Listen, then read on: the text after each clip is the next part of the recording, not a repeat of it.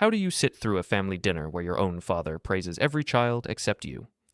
What do you do when the room laughs at your expense like you're the family disappointment? This is the story of the night I stopped being the quiet son they walked over, and the envelope that changed everything. Before we dive deeper into the story, I have one small request. Please subscribe, drop a like, comment, and hit that hype button to boost this channel so more people can discover these incredible stories. My name is Daniel Hale. I am 42 years old, the oldest of 3 children, and in my family that mostly means one thing. I am the example of what not to be. On paper, my life looks fine.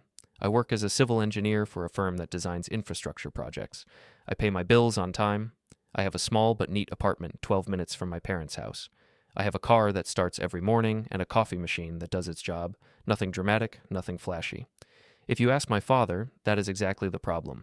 He likes big stories, big titles, big wins he can describe to his friends in one sentence. My brother Mark is perfect for that. He works in sales and always seems to have a new company car, a new watch, a new trip. My sister Emily is the creative one, the social media consultant with a growing list of brand partners, as she calls them. When my father talks about them, his eyes light up. When he talks about me, he usually changes the subject. Father's Day dinner was at my parents' house, like always. Same white 2-story home at the end of a quiet street. Same freshly cut lawn that my father still mows himself, even though he can afford to pay someone. I pulled into the driveway and saw Mark's SUV and Emily's little imported car already there. I sat in my own car for a moment, hands on the steering wheel, listening to the engine tick as it cooled. I told myself it was just one evening, a few hours of smiles, some small talk, and then I could go home. I took a breath, grabbed the bottle of wine I had bought, and walked up the path. The front door was already open, warm light and voices spilling into the evening air. My mother, Elaine, met me in the hallway. She gave me a quick hug, light and careful, as if she was afraid of wrinkling her blouse. She thanked me for coming and said they had just put the roast in the oven. Her eyes already looked past me toward the noise in the dining room. In the dining room, Mark was in the middle of a story. He was talking about a big deal he had closed, describing how his manager had congratulated him in front of the whole team. He spread his arms wide as he talked, his voice loud and confident. Emily sat beside him, scrolling on her phone with one hand and nodding at every dramatic detail. My father sat at the head of the table, smiling with pride like Mark had just returned from war. My father glanced at me when I walked in. He said I was finally here and asked if traffic had been bad. He did not stand up. He did not hug me. He gave me the same look he gave the mailman or the guy who read the gas meter. I set the wine on the sideboard and took my usual seat midway down the table. I listened as Mark moved on to his next story, something about a new client, a new commission, a new target. Emily joined in with her own update. She explained how a brand had asked her to consult on their social media launch, how her follower count was rising, how she might be invited to some event in Los Angeles. My father loved these stories. He leaned forward, asked questions, repeated their numbers like they were scores in a game. He said Mark was unstoppable. He said Emily had real vision. He looked proud, relaxed, satisfied. No one asked about my work. That was normal. They knew I worked on roads and pipes, as Mark called it. My father once described my job to a neighbor as something with construction. When I tried to explain what I actually do, risk analysis, safety checks, project coordination, he smiled politely and talked over me. My mother called from the kitchen that dinner was ready. She brought in the roast, potatoes, vegetables arranged carefully on serving dishes. We passed plates around the table. There was the usual small talk about the weather, neighbors, and the latest story my father had seen on the news. Then my father cleared his throat. His favorite moment was coming. He loved speeches. It did not matter what the occasion was, birthdays, promotions, holidays. He always turned them into his stage. He tapped his fork lightly on his glass. He said he wanted to say a few words. The room grew quiet, except for the clink of cutlery slowing to a stop. Mark sat back in his chair and smirked.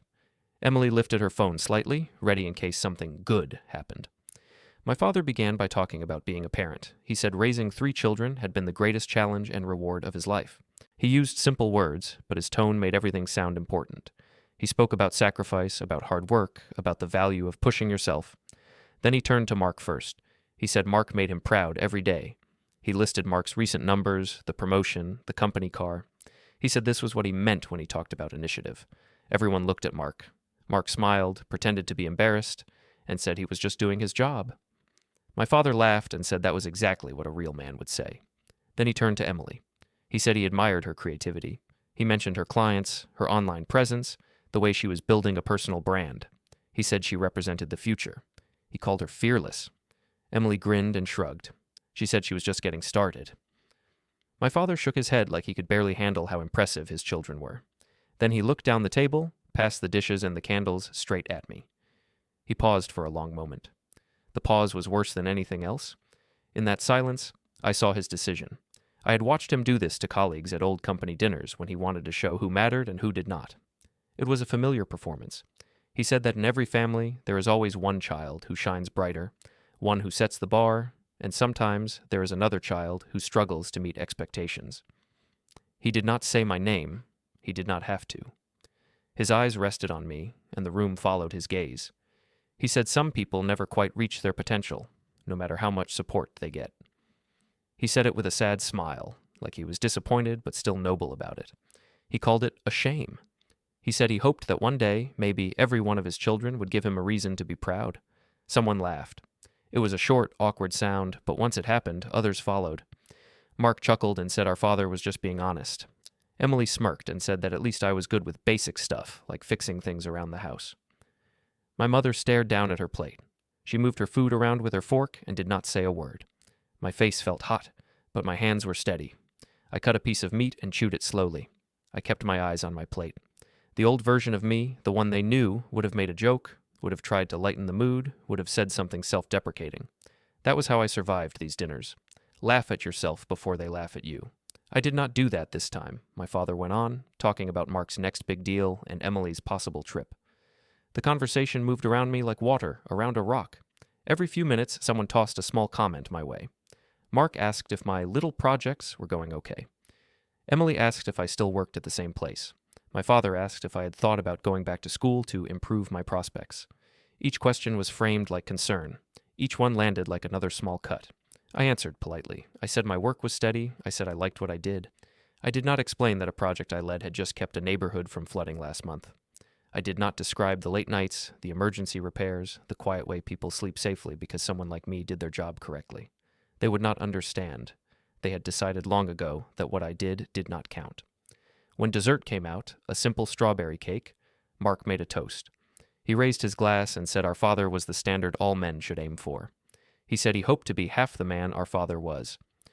Emily added that she wanted a partner exactly like Dad one day, ambitious and strong. They clinked glasses. My mother joined in. My father looked pleased. No one asked me to say anything. After coffee, people began to stand up and move around. My mother collected plates. Emily posed near the window with my father's arm around her while Mark took a picture for her social feed. She told him to take another one where she looked more natural. I helped carry some dishes into the kitchen. My mother thanked me quietly. She said it was nice of me to come. Her voice sounded tired. I told her it was no problem. When I stepped back into the hallway, I heard my father's voice from the dining room. He was speaking to Mark and Emily. He said you can always tell which child will go far. He said some people are leaders and some are something else.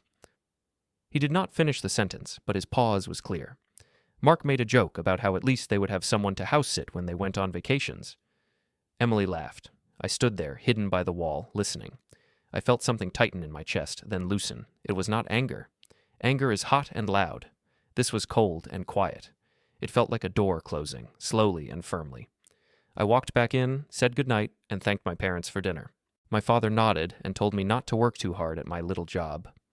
Mark clapped me on the shoulder and said I should come out with him sometime and see what real networking looked like.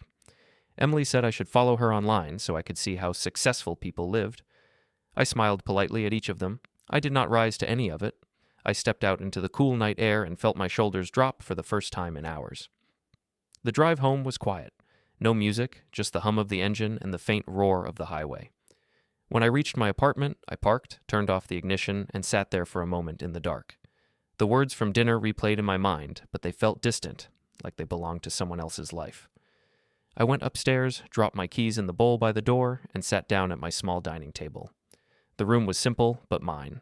No heavy speeches, no forced smiles. My phone buzzed on the table. I picked it up and saw a reminder pop up on the screen. It was one I had set months ago and almost forgotten about. The calendar alert read, Deadline, Ownership Transfer Review. I stared at the words for a long time. the same cold clarity settling deeper in my chest. The reminder on my phone sat there, glowing in the dark room. Deadline: ownership transfer review. I had set it months before, during a quiet lunch break at work.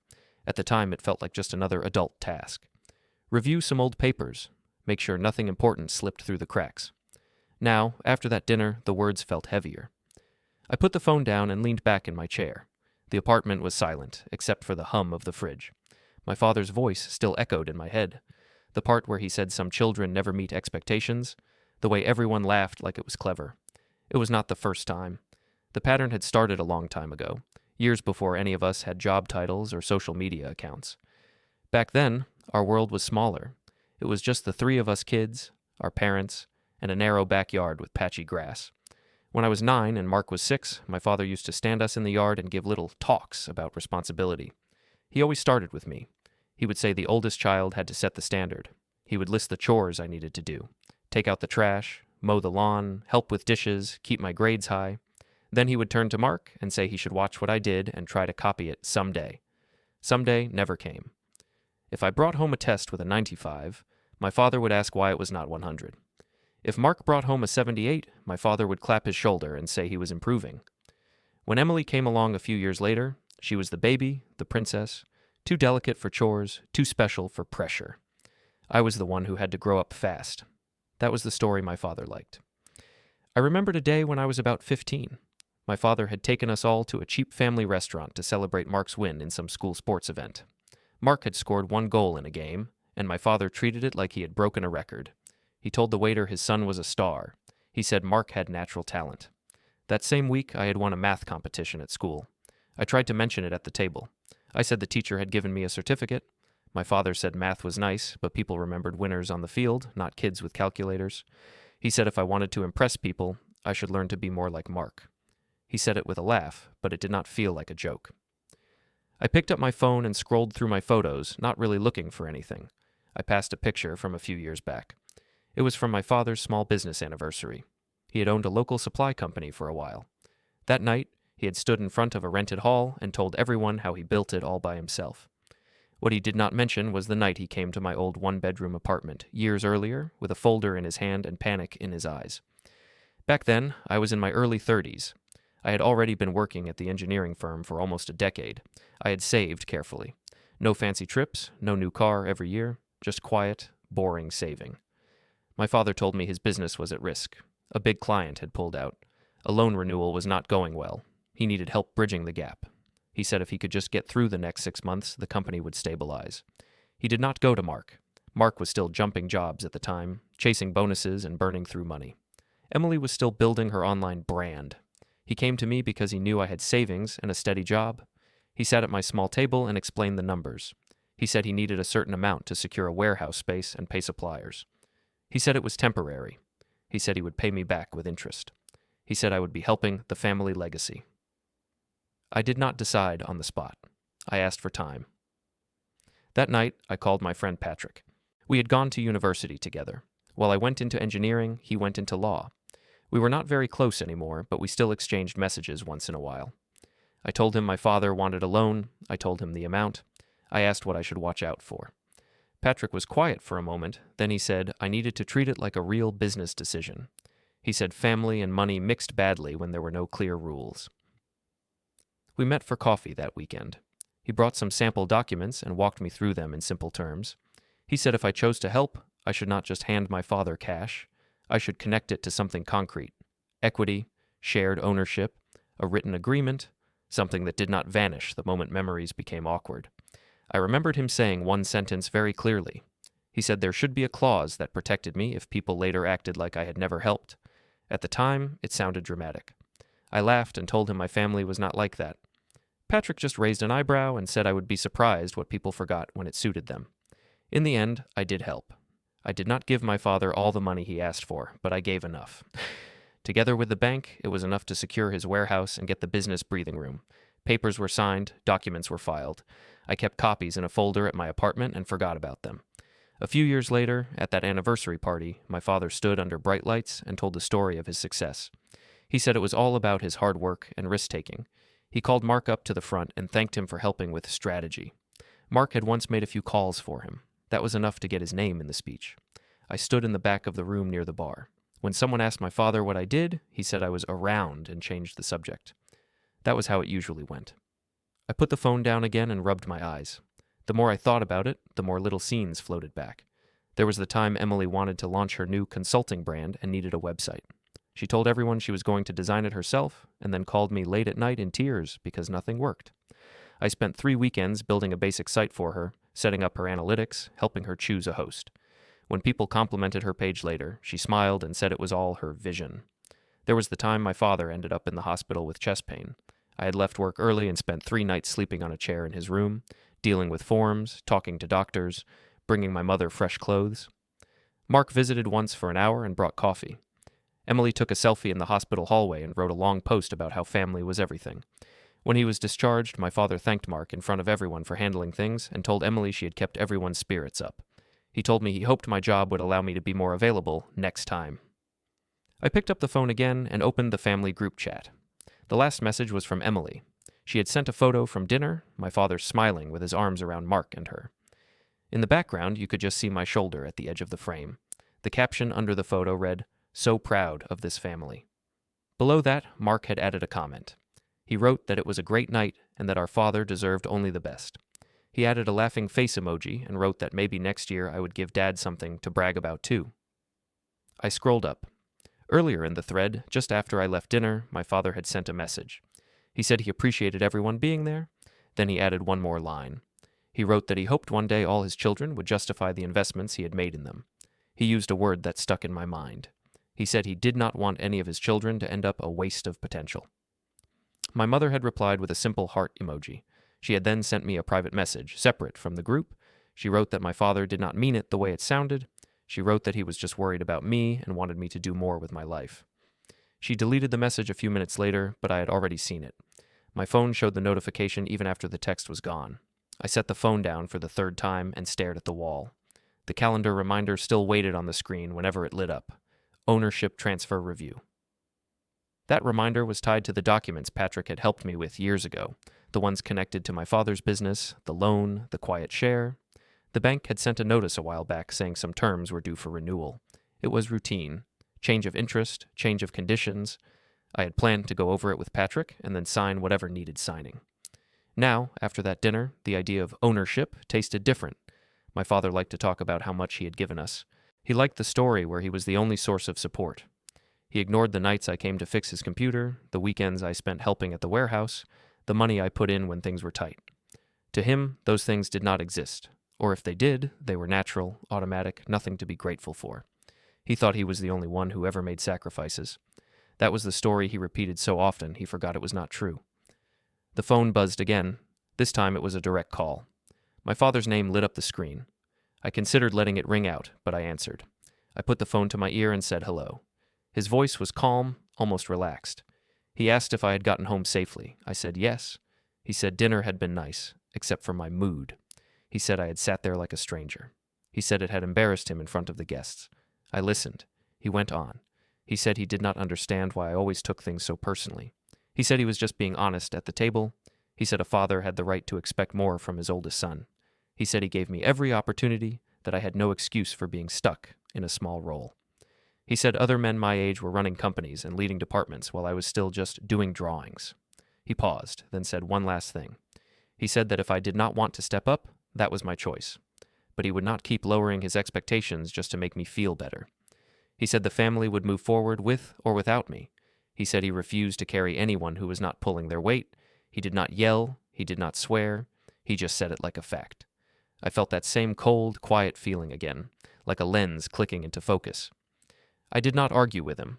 I did not explain what I actually did at work. I did not remind him of the nights in the hospital or the money I had loaned him or the documents with my name printed clearly on them. I simply said that I heard him. He sounded satisfied with that. He said he hoped I would reflect on my life and make some changes before it was too late. Then he wished me a good night and hung up. The call ended. The room went silent again. On the table, my phone lit up once more. This time there was no voice, no group chat, just the same small line of text glowing on the screen. Deadline, ownership transfer review. The next morning, my alarm went off at 6. I lay there for a moment, staring at the ceiling. The dinner, the speech, the phone call, all of it floated in my mind like scenes from a movie I had already watched too many times. I dragged myself out of bed, showered, put on a clean shirt and my usual work pants, and drove to the office. The commute took 20 minutes, just enough time for my thoughts to slow down and shift from family to numbers, drawings, and timelines. The engineering firm sat in a low gray building near the highway. From the outside, it looked like every other mid-size office in the city. Inside, it was where I felt most like myself. Here, nobody cared about how shiny your story sounded at dinner. They cared if your calculations were correct and if your designs actually worked. I walked in through the glass doors and nodded to the receptionist. She greeted me with a smile and asked if I had seen the email about a site issue. I had not, so I checked my phone. There it was, an urgent message from my manager about some trouble at one of our construction sites. Something about unexpected soil movement and a risk of failure near a support wall. I grabbed my hard hat and safety vest and headed out with 2 colleagues. In the truck, they talked about the potential cause. One thought it might be a drainage issue. Another mentioned a possible error in the original assessment.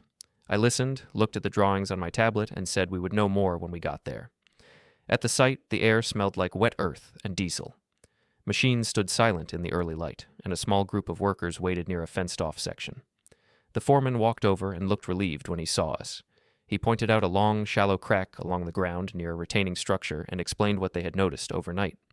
I walked slowly along the line, watching the way water pooled, the angle of the slope, the type of fill they had used. I asked a few simple questions. When did this appear? Had there been heavy rain? Any nearby work done in the last week? They answered, and the picture formed in my mind. It was not catastrophic. Not yet. It was a warning.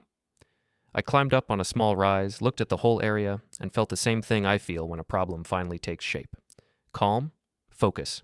The opposite of how I feel at my parents' table. We took measurements, checked readings, compared them against the model. After an hour, I had a clear idea of what needed to be done. I explained the steps to the foreman and my colleagues. We would reinforce a section, adjust drainage, add monitoring, and temporarily slow work near the risk points. It would cost some time and money, but it would prevent a far bigger problem later. My manager called while we were still out there. He sounded tense and asked if we were in trouble. I told him the situation was serious but manageable. I walked him through my plan, simple and direct. By the time I finished, his voice had softened. He said he was glad I was the one on site.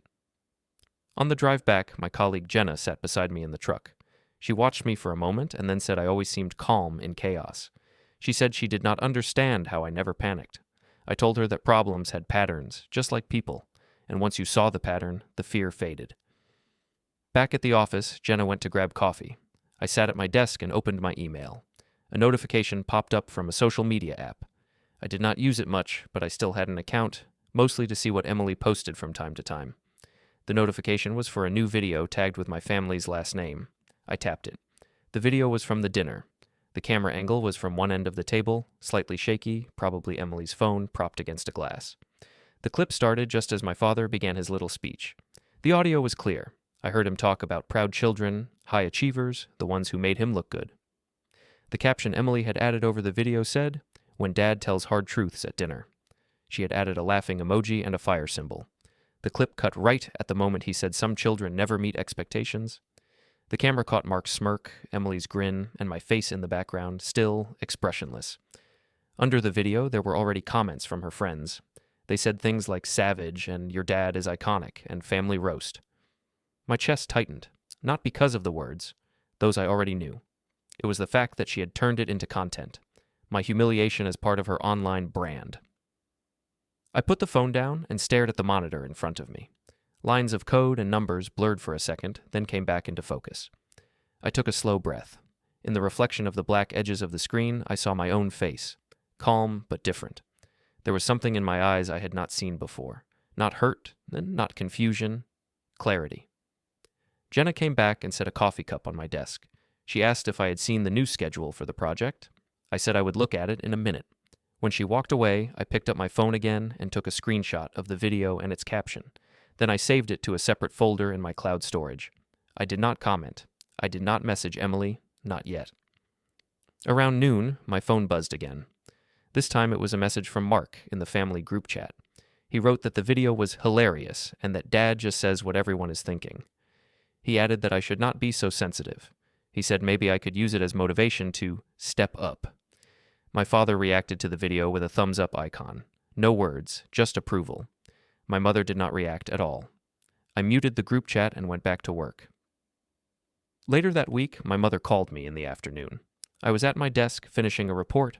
She asked if I could stop by the house to look at a problem with the washing machine. She said it was making a strange noise. She sounded nervous, like the machine was a cover for something else, but I agreed. I always did. I drove over after work. The sun was low, and the street was quiet.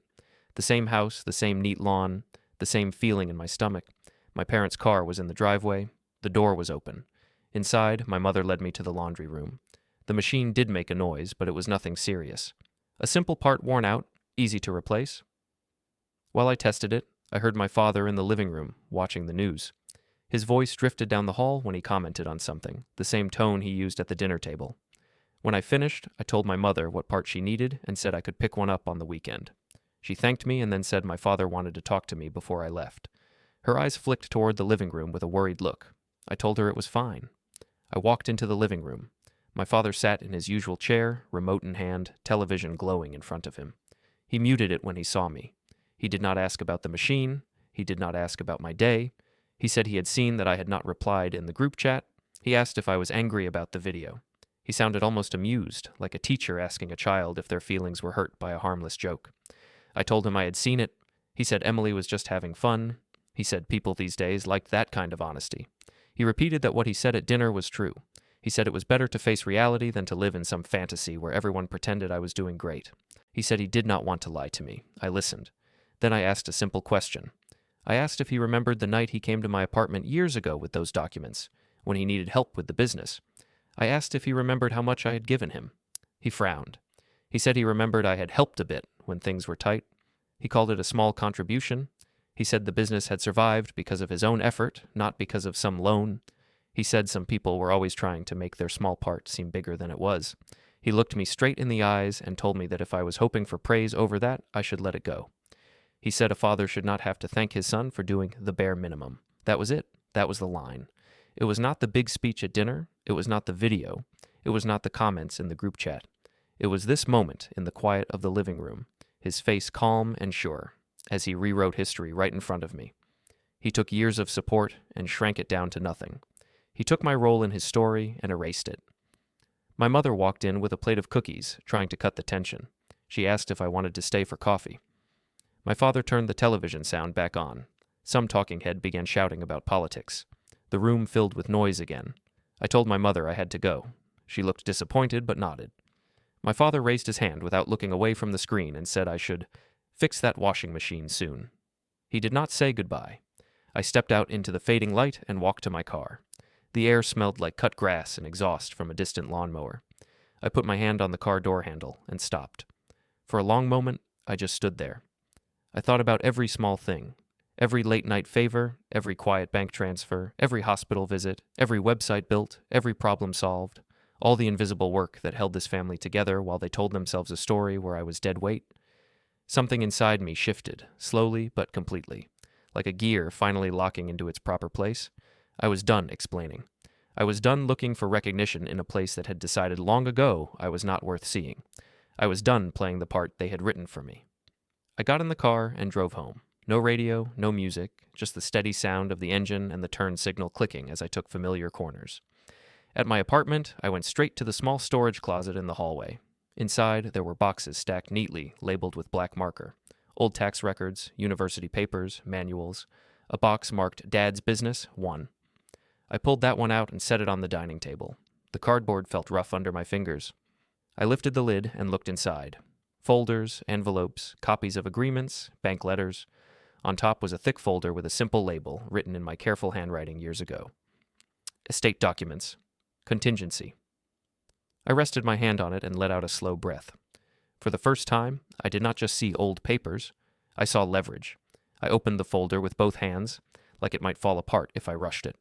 Inside were neat stacks of paper, some yellowed at the edges, some crisp and white, copies of emails, bank letters, agreements, notes written in my own handwriting from a decade ago.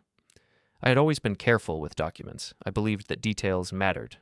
Now that habit felt less like a quirk and more like a weapon I had been sharpening without knowing why. I spread everything out on the dining table. My small apartment suddenly looked like a war room. The overhead light shone on names, dates, signatures. My name, my father's, company logos, legal phrases I only half understood. I picked up the main agreement between us, the one I remembered signing when he needed money. I did not read every word. I focused on the sections I had underlined back then at Patrick's suggestion. My younger handwriting circled certain paragraphs, arrows in the margins pointing to sentences that he had told me not to ignore. I remembered sitting in Patrick's office the day before I signed it. He had read through the draft and tapped his pen against the desk. He had said there were ways to structure things so I was not just a donor with a good heart. He had shown me how to connect my funds to actual ownership, how to make sure my role could not be erased later with a shrug. At the time, I thought it was too cautious. Now, seeing my father's signature next to mine, I silently thanked Patrick for every cautious thought he ever had. I did not need to know every technical term. I only needed to remember that I had not just helped a bit, like my father claimed. I had taken on risk. I had tied a part of my future to his business with paperwork to prove it. I placed that agreement in a separate pile. Next were old bank statements showing transfers, dates lined up with the day he came to my apartment, the day the loan closed, the months that followed. None of this was dramatic. No huge numbers, no headlines, just steady figures, evidence that money moved from my account to the one that kept his doors open. I made another pile. On the other side of the table, my phone lay beside a notebook. I opened the gallery and scrolled through my saved screenshots. The video from the dinner, the comments under it, the group chat messages where my father talked about wasted potential and carrying dead weight. I transferred all of them to a secure folder and copied them onto a small USB drive I kept for backups. I was not planning anything yet. Not exactly, I was just gathering facts. At work, when a structure started to show strain, we did not start bulldozing blindly. We collected measurements, reviewed plans, mapped stress points. This felt the same. After a while, I realized I was out of my depth. I could read numbers and dates, but I could not fully see the legal shape of what I had. For that, I needed someone who spoke that language fluently. I picked up my phone again and opened my contacts. Patrick's name sat there where it always had. We had not seen each other in person for at least a year, but we still sent the occasional message on birthdays or holidays. I stared at his number for a moment, then pressed call. He answered with the same calm tone I remembered. We exchanged the usual small talk. He asked how work was, how life was. I kept my answers simple. Then I told him I needed to review some old documents related to my father's business. I said they were connected to an old loan and some kind of ownership. He was quiet for a second, then said that he remembered helping me with that years ago. He said that if I still had the full set, it would be smart to check them before agreeing to any changes. He did not ask many questions on the phone. He just suggested we meet at his office and bring everything. We scheduled a time for the next afternoon. And when I hung up, I felt a small, steady feeling in my chest. Not excitement, not revenge, just a sense that I was no longer drifting. There was a direction now, even if I could not see the end of it yet. The next day, Patrick's office was on the third floor of a quiet building downtown. Nothing fancy. Plain gray carpet, white walls, a few framed certificates, a plant that looked tired but alive. He shook my hand, asked about work again, and then nodded toward the folder I was carrying. I placed everything on his desk. He put on his glasses and started to look through the papers, page by page, in the slow, focused way of someone who has done this 1,000 times. I did not interrupt. I sat in the chair opposite and watched his eyes move as he read. From time to time, he hummed softly or circled something with his pen. He pulled one document to the side, then another. When he was done, he leaned back and looked at me differently than before. There was no pity in his expression, no surprise. Just a kind of respect you only give someone once you have seen what they actually carry. He asked a few questions. He wanted to know if my father had ever mentioned changing these terms. He asked if the business had grown since then.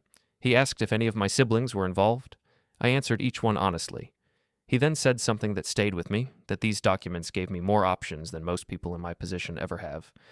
He said he was not telling me what to do with those options yet, but I needed to understand that my role was not small, legally or financially. On paper, he said, I was not the useless son my father described. I was part of the structure underneath everything. He suggested a full review and said we should align anything that was about to renew with what I wanted from my life now, not what my father wanted 10 years ago. He asked me to leave the copies with him. He would go through details, prepare a summary, and then we could decide on next steps. I agreed. As I left his office, I felt lighter, but also sharper, like the edges of things had come into focus. On the sidewalk outside, people hurried past with their own worries, their own little crises. I stood there for a moment with the empty folder under my arm and realized I was not helpless in this story. I had just been acting like I was. Back at work, the office felt different in a small way. Not because anything had changed there, but because I saw the contrast more clearly. Later that week, we had a project meeting with senior staff. I presented an update on the site issue. I explained how the early warning signs, if ignored, could have led to a serious failure. I showed how the adjustments we had made were already lowering risk. I kept my voice calm and direct. When I finished, the room was quiet for a second. Then my manager said he was glad I had been the one to handle it. One of the directors asked if I would be willing to lead a new internal task group to improve early risk detection on all sites. He said they needed someone steady and thorough, someone who could see patterns before they became disasters. I said yes. After the meeting, Jenna came over to my desk and joked that I was finally getting the recognition I deserved. I smiled and told her it was just part of the job. Inside, though, I held on to the feeling. Here, my work did not vanish. Here, people saw and remembered. That night at home, I opened my laptop and created a new folder called Family. Inside it, I stored digital copies of everything important, scans of the agreements, screenshots of the messages, a backup of the dinner video. I was careful not to think of it as a revenge box. I thought of it as a record, a full picture, both the financial and the emotional, the money I gave and the words they gave back. Days passed. Patrick sent me a message saying he had gone through the documents. He suggested another meeting. We sat down again, and this time he brought a summary. He pointed to certain sections and explained my options in plain terms. He did not push me toward any particular path. He just showed me where the doors were and told me which ones were locked and which ones could be opened. He mentioned that some things could be adjusted, that I did not have to keep supporting arrangements that no longer made sense, that I had the right to step back, reassign, or refuse to renew. He said I should think not just about money, but about what I was comfortable tying my name to in the future. When I asked him what he would do in my place, he did not give me a direct answer. He said that life is easier when your actions match the respect you receive. He said that if a structure is built on someone's shoulders, that someone should at least be allowed to stand up straight. On the way home, I kept hearing that line in my head. At home, my phone buzzed again. I saw a new message in the family group chat. My father had sent a long note about a plan he had for this year's big Father's Day celebration. He said the small dinners at home were fine, but he wanted something larger this time. He mentioned booking a community hall, inviting extended family and some of his old business friends. He wrote that it would be a great opportunity to celebrate the success stories in the family. He named Mark and Emily directly, hinting at a special announcement he wanted to make about them. Roles in the business, future plans, legacy. He did not mention me once. Under his message, Emily had already replied with excited emojis. She said it would be perfect for getting content and maybe doing a live stream. Mark said he could invite a few clients too, make it a kind of networking event. My mother added a short message saying she hoped everyone could make it. She tagged me directly and wrote that it would mean a lot to my father if I came. I stared at the screen. The community center address was attached to the invitation, along with a date. Father's Day, 1 month from now. I set the phone down on the table and looked around my small apartment. On the shelf by the wall, the empty space where the folder had been looked strange. My life had always felt like that shelf. Simple, quiet, easy to ignore. Now I knew better. The next morning, I messaged Patrick and told him about the Father's Day event. I said it might be useful to have certain decisions made before that date. He replied that this was possible. He said we just had to be precise and careful. He suggested we aim to have everything signed, filed, and finalized by the week before. No details, no dramatic declarations, just timing. In the weeks that followed, I kept moving like I always did.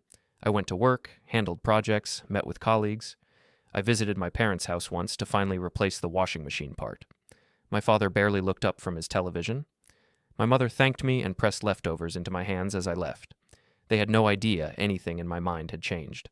But at home, late at night, my dining table held different things now.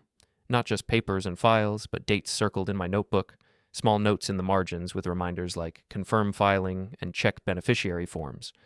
I made a list of everything I had been supporting quietly for years. Then I slowly began to mark which lines I was willing to keep and which ones I was ready to erase. I was still calm. I was still quiet. I was just no longer standing still.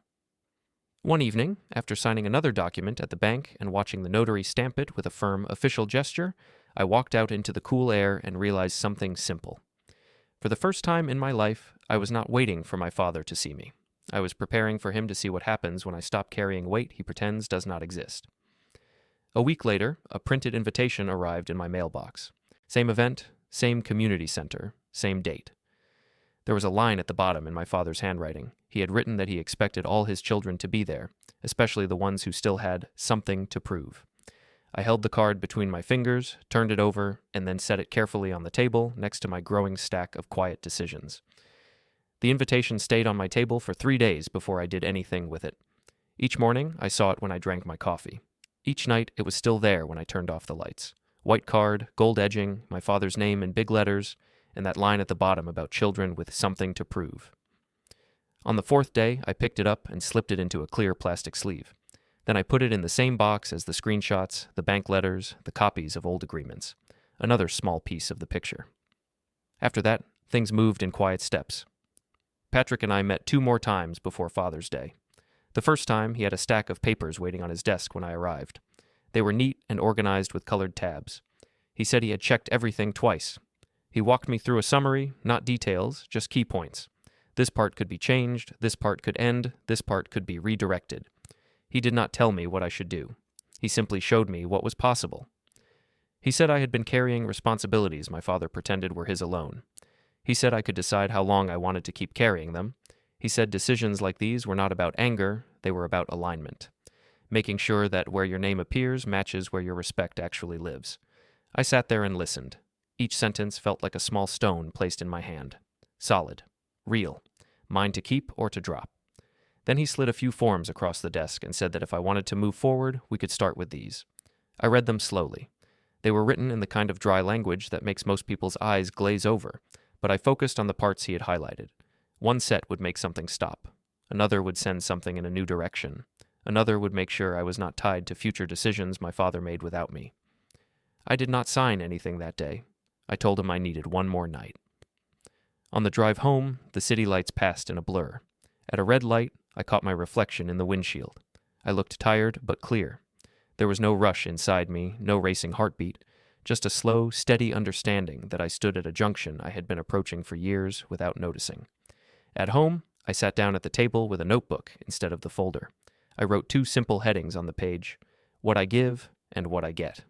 Under the first heading, I listed everything I could think of: money, time, skills, quiet support, emergency help, repairs, emotional labor. Under the second, I wrote my father's speech from dinner in as few words as possible.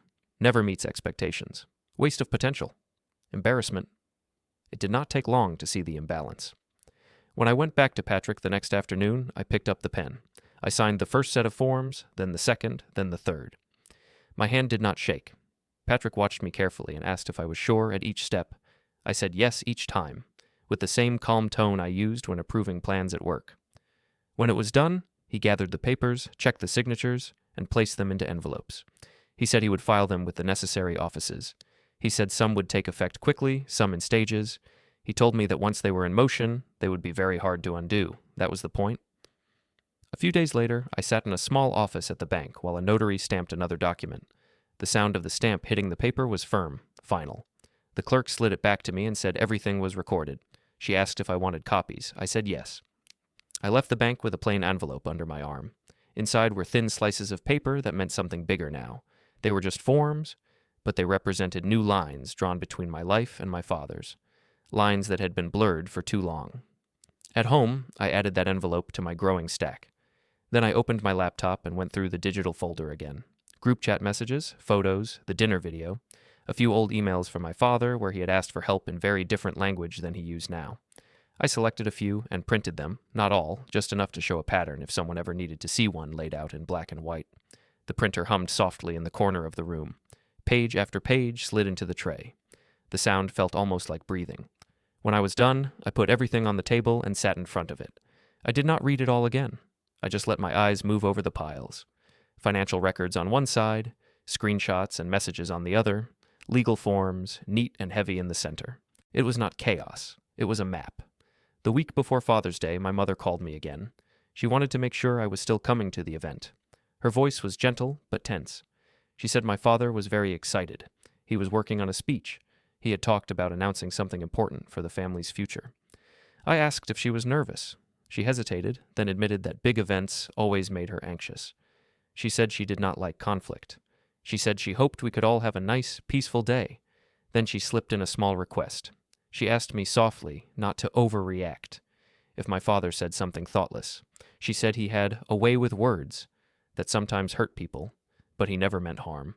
I thought about the dinner video, the comments, his call that night, his living room speech, where my part in his story had shrunk to nothing. I told her I would not cause a scene. And that was true. I had no interest in scenes. I had something much quieter in mind. On the Friday before Father's Day, Patrick and I met one last time. He had a thin final folder prepared. He said everything was in place. All the filings had been submitted. All the changes were in motion. Some had already been acknowledged. The rest were on schedule. He slid a single sealed envelope toward me. It was heavier than it looked. He said this was a summary of the decisions, written in plain language. He said it might be useful to have in one place if I ever needed to explain why certain things were the way they were from now on. I took the envelope and held it in my hands. The paper felt cool against my palms. Patrick studied my face. He asked how I was feeling, not what I was planning, not what I hoped would happen, just how I felt. I told him the truth. I said I felt calm, clear, like walking into a room I had already measured. He nodded.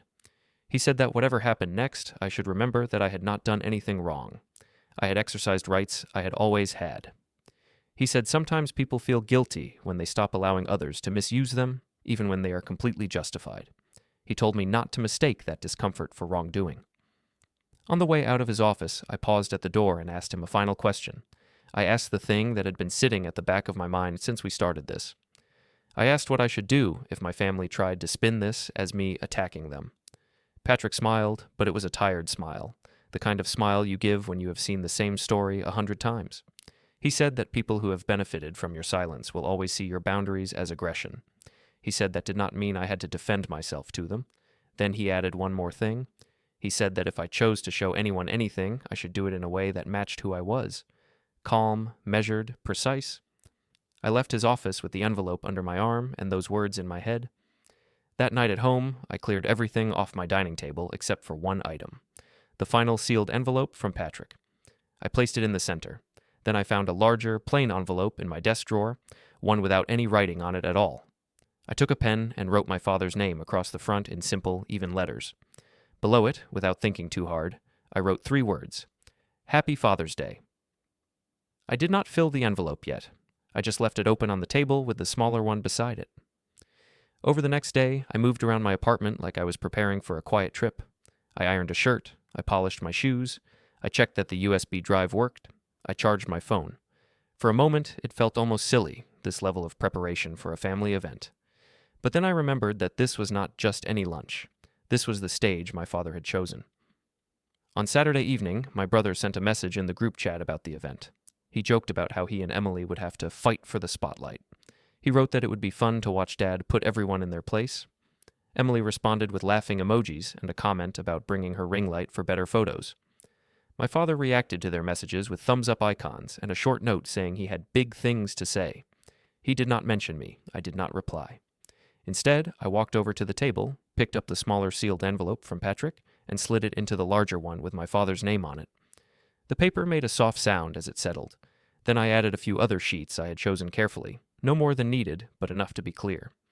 I sealed the envelope and pressed the edge down with my thumb until the glue held. There was no going back with that simple motion. It felt fitting. On Sunday morning, Father's Day, I woke up before my alarm. The sky outside was pale, the street still quiet. I showered, put on my neatly ironed shirt, and tied my shoes. I looked at myself in the mirror. I saw the same face I had seen every day for years. Average, unremarkable, calm. But behind the eyes, something was different now. There was no trace of the boy waiting for approval. On the way out, I picked up the envelope from the table and slipped it into the inside pocket of my jacket. It sat against my chest, a thin rectangle of paper and decisions. The community center was about 20 minutes from my apartment. When I pulled into the parking lot, I saw a cluster of familiar cars already there. My father's sedan, my mother's small hatchback, Mark's shiny SUV, Emily's imported car, a few vehicles I did not recognize, probably extended family or my father's friends. I sat in the car for a moment, engine off, hands on the wheel. I watched people walk into the building through the glass doors. Some carried gift bags, some balanced trays of food. I could hear faint music when the door opened and closed. I took a slow breath, then another. The envelope was warm from my body heat when I touched it. I slid my fingers along the edge, feeling the thickness of the papers inside. Then I opened the car door and stepped out. The air smelled like cut grass and barbecue from somewhere nearby. Children's voices echoed across the parking lot from a playground. It was all very ordinary. In another life, this would have been just another family gathering. In this one, it was the point where the balance finally shifted. I walked toward the entrance. Through the glass, I could see the hall inside. Long tables set with white cloths, balloons tied to chairs, a banner on the far wall that said, "Happy Father's Day, Richard," in big letters. Near the front, my father stood in a small crowd, holding a drink, smiling wide. Mark and Emily flanked him, dressed in their best, soaking in the attention. My mother moved between tables, adjusting cutlery and napkins, fussing over small details. As I reached for the door handle, I saw my father raise his glass, his mouth already forming the beginning of a toast. I pushed the door open and stepped inside. Every head in the nearest row of tables turned toward me. The room went a little quieter. People nearby greeted me. I nodded back and walked further in. My mother came over and hugged me quickly. She said she was glad I made it. My father glanced at me from across the room, raised his glass slightly, and then turned back to his audience. The hall was full. Aunts, uncles, cousins, some older business contacts of his, neighbors from the street, long tables, cheap flowers and vases, paper name cards. At the front, near a small portable microphone, stood a lectern with my father's name on a printed sheet. Food was served. People talked about weather, work, children. Mark moved from group to group, shaking hands, telling stories about recent deals. Emily filmed short clips of decorations and guests, narrating into her phone. I sat near the middle of the main table, with my mother to my left and an empty space to my right. After plates were half empty and noise filled the hall, my father stood up and tapped his glass with a fork.